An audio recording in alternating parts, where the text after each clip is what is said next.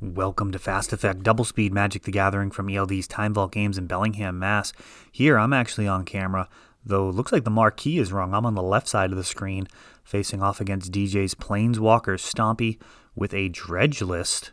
Dredge, very powerful, though it has been hit by restrictions. We had a Unmask backed up by Force of Will. Ancestral getting stopped by the Force, and Unmask is going to take a remaining card. It looks like there's Time Walk, Lightning Bolt, Wasteland will be a bit of an issue as that'll get rid of this Bizarre Baghdad. And it might be a Brazen Borrower? I'm not sure what, let me know what that storybook card is. And Gataxian Probe after activating Bizarre, so going to get some dredging going right away, hitting a Narcomoeba and a Cabal Therapy. And sure, why not? A Hollow One on top of it. 5 damage on board. Going down to 4 to Cabal Therapy. And just a Lightning Bolt in hand. Got a 2/2 zombie, so 6 damage. And this Wasteland's going to feel like a necessary but painful situation as it gets rid of the Bizarre, but 6 damage is still on board. Dredging. Let's see here. We got a Icarid returning. And 9 damage coming in. Another 2/2. And that'll be lethal next turn with Icarid returning for the 11.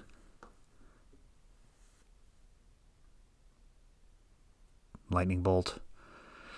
Really just potentially delaying the inevitable there, and that is a devastating display of Dredge's power. Turn 1, Unmask and Force of Will. DJ had an Ancestral Recall, one of the most powerful cards in the game. Could have drawn him into who knows what. Set him ahead several cards, but instead it is countered, the hand destroyed by Unmask and Cabal Therapy, and a clock set, all with no mana. Dredge, a truly scary beast. The fact that it doesn't need mana just makes it so powerful. Sorry about that, guys. Got a Reddit notification here. We are in the middle of the coronavirus outbreak as I am recording this from my shop. We're actually closed, but I've got a big backlog of games. So some of these may have potentially older lists. It may go as far back as prior to some bannings, depending on how far back we got to go. It sounds like we're going to be at least until May at this point with the kids out of school. So that is some unprecedented times. Definitely missing the organized play here at the shop. It is our bread and butter. It is what we do. And I'll be getting some stuff online for people that do want to support the store and the channel. Get some of these leather playmats as an option up on ELD's TimeVaultGames.com. Hopefully by the time this video goes live, you'll be able to pick up at least a couple of designs for those that want to.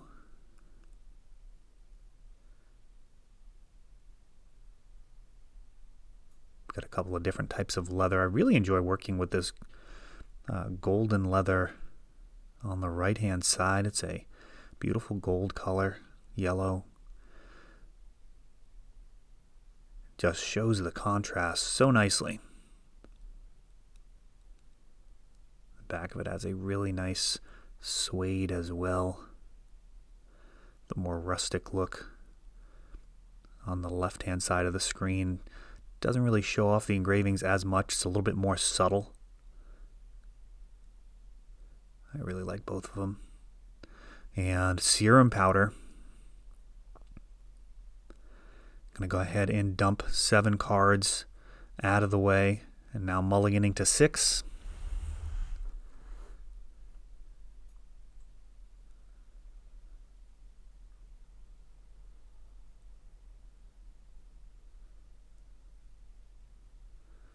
Force of Negation, Force of Will, Mental Misstep, just a ton of potential counters to play through.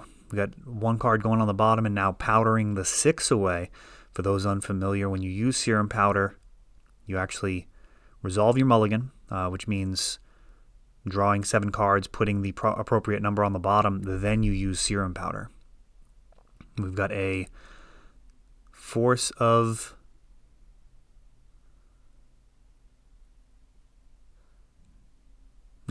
Negation, pitching Force of Negation. Those are a couple of ugly proxies. Bazaar of Baghdad coming down, activating and passing the turn. All sorts of power here. A couple of Moxes enabling a Jace the Mind Sculptor. And that's going to see a Force of Will pitching Force. He goes to the bin, I believe, leaving DJ with just Force Mystic Sanctuary. And you do not want reactive cards at this stage of the game. He's going to want things more along the lines of Time Twister or Tinker, like something really proactive to try and race the situation, as you're not going to really be able to contain even a Wasteland here. Oh, multiple Narcomoebas coming in off of this Bazaar Baghdad. So much dredging. Even a Wasteland isn't really going to get the job done, as there's so much going on in the graveyard already. You're just going to continue dredging. It'll just take a little longer. You really don't want to just lose a few turns later. You got to find a way to win before dredge, and that may just be kind of a difficult matchup from this stage. DJ's deck has a ton of powerful Planeswalkers, and they have a real kind of disadvantage versus creatures on board. So any Planeswalker that DJ jams is going to have to contend with a bunch of zombies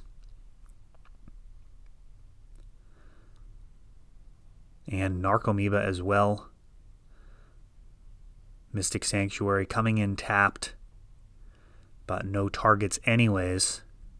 Does feel a little bad that Force of Will's not even online with that Sanctuary as it came in tapped, but that is just one of the risks of running that card.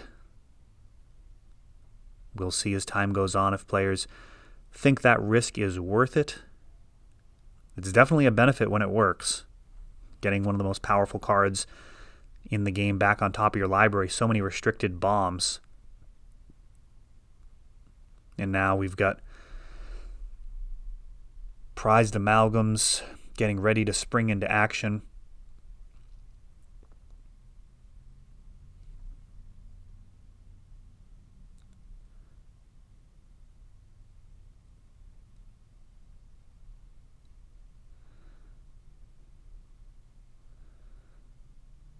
Going to do a little more dredging. Hitting Narcomoeba. You're able to dredge 2 from your Bazaar, 1 from your draw step. That's up to 18 cards a turn in the past. Now that they've gotten rid of Grave Troll, that bumps it down to 17. You can dredge 11 the first time and then the Grave Troll the second time.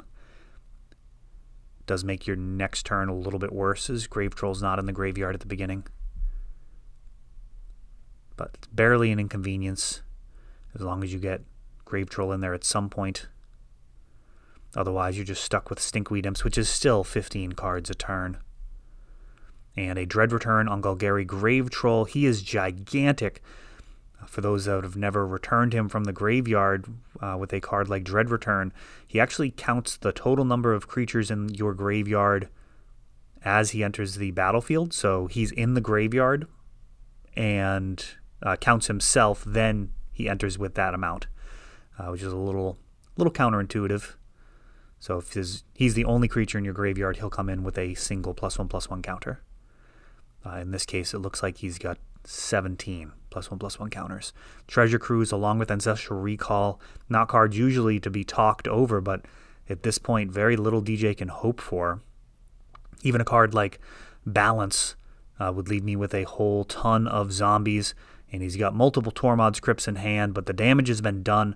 All of those creatures finding their way onto the battlefield and marching to victory here in a matchup that may just be very, very difficult for DJ. It looks like he's well lined up versus many of the decks in the format, but Dredge does not look like one of them. that is all for this one. But don't worry, there is a lot more. You can check out our older videos, and we're always putting out new videos from ELD's Time Vault Games in Bellingham, Massachusetts. If you want to help the channel, of course, you can like, subscribe, share, tap that notification bell so you can know the next time our new videos come out. Thanks for watching.